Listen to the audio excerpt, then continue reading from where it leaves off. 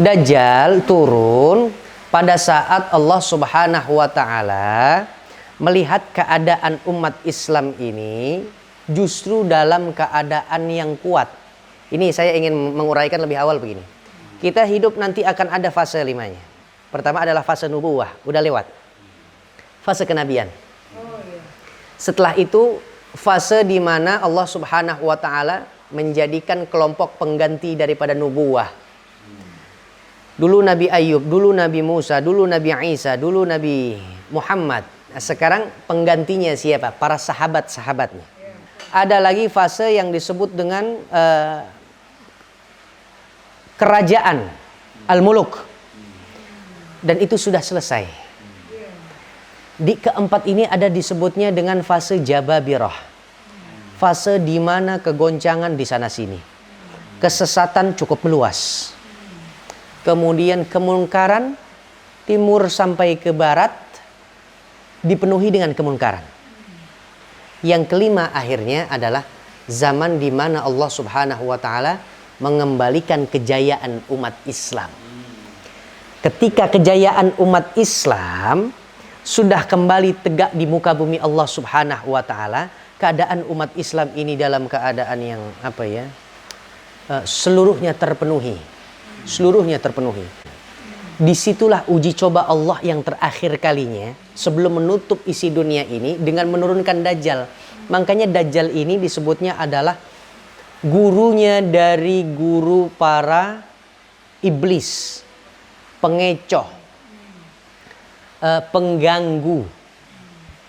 Jadi Dajjal dengan kualitas magicnya dia akan menembus kepada hati umat Islam yang masih terdapat kekurangan dalam kemantapan imannya. Dia manusia dan dilahirkan. Ya, satu riwayat mengatakan bahwa seperti halnya Imam Mahdi, ya. Jadi nanti bersamaan datangnya Dajjal ini dengan Imam Mahdi, kemudian Nabiullah Isa yang akan kembali lagi diturunkan oleh Allah Subhanahu wa Ta'ala. Makanya kalau saya pernah menyampaikan usianya Nabiullah Nuh 950 tahun, tapi saat ini sudah meninggal dunia. Tapi ketika Isa diangkat oleh Allah Subhanahu wa Ta'ala, hidup Isa masih dalam genggaman Allah, tapi tidak dengan dimensi dunia. Nanti ketika akan turun, Isa membunuh itu Dajjal, kemudian Imam Mahdi yang akan menjadi imam kita di Masjid Al-Aqsa, itu menjadi penutup kemenangan umat Islam. Artinya apa? Ujian yang terakhir, kalau kita main game anak-anak nih, ini udah raja terakhirnya nih, Dajjal. Sebagian ulama mengatakan dia berbentuk fisik manusia. Ada yang bilang dia tidak berfisik manusia, dia hanya seperti sihir raja, kemana-mana ada dia. Kalau saya meyakini seperti apa? Dajjal itu seperti orang yang digambarkan dalam beberapa hadis. Berfisik dia. Dia nanti yang akan menjadi komandan, dia panglima, ketua para penyihir. Setiap para penyihir tidak akan mampu mengadu sihirnya kepada Dajjal. Tapi Dajjal memiliki kelemahan. Apa kelemahannya? Ini sambil juga kita buka. Ayat pertama sampai ayat ke-10 suratul Kahfi diamalkan. Ayat 10 terakhir di awal, ayat 10 pertama suratul Kahfi dan ayat 10 terakhir di suratul Kahfi. Kenapa? Nabi yang katakan, orang yang mengamalkan ini maka Allah akan catat sebagai iman yang tidak akan pernah copot ketika berhadapan dengan Dajjal. Yang kedua, pergilah semampu mungkin kedua tempat yang dikutsikan, disucikan oleh Allah. Apa dua tempat tersebut? Mekah dan Madinah. Ini perintah Allah. Sebab sehebat apapun sihirnya, magicnya Dajjal, gak akan pernah mampu menembus tembok tanah haram, Mekah dan Madinah. Yang kedua, amalkan. Sepertinya saya berhajat untuk nanti menuliskan amalan agar setiap kita ini dan keturunan kita dijaga oleh Allah tidak terkena fitnah Dajjal. Dibaca sebelum salam kita dalam sholat.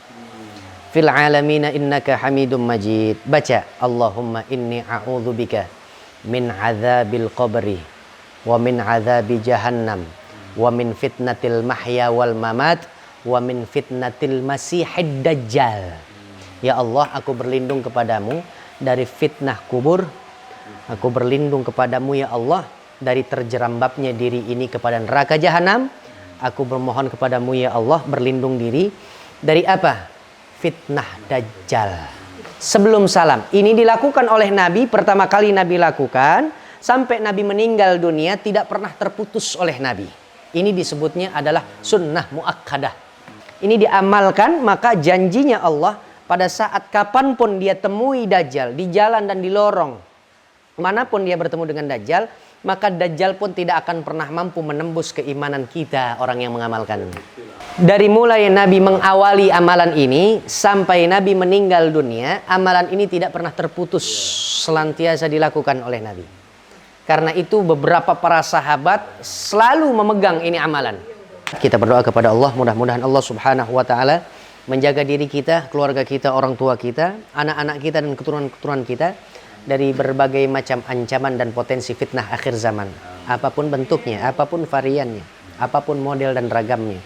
Kita bermohon kepada Allah, mudah-mudahan Allah satukan kita dalam rumah tangga sakinah, mawaddah warahmah bersama anak-anak kita, orang tua kita dan orang-orang yang kita cinta. Insya Allah, Allah akan satukan kembali, Allah padukan kembali kita di dalam syurganya Allah Subhanahu wa taala.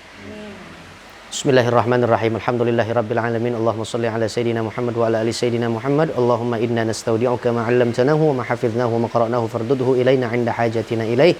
Allahumma inna na'udzubika min 'adzabil qabri wa min 'adzabi jahannam wa min fitnatil mahya wal mamat wa min fitnatil masiihid dajjal. Rabbana atina fid dunya hasanah wa fil akhirati hasanah wa qina 'adzabannar. Wa sallallahu ala sayidina Muhammad wa ala ali sayidina Muhammad walhamdulillahi rabbil alamin. Assalamualaikum warahmatullahi wabarakatuh.